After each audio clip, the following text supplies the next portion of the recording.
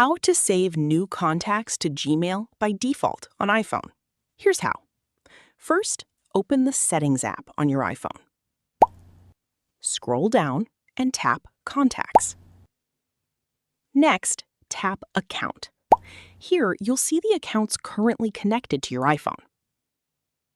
Select your Gmail or Google account from the list.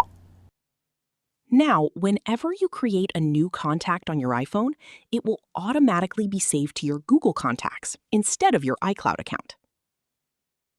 If you don't see your Gmail account here, you'll need to add your Google account first.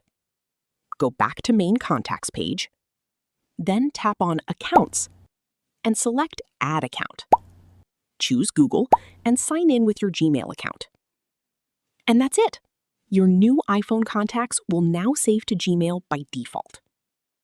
If this tutorial helped, don't forget to like the video, subscribe, and check out more iPhone and Gmail tips.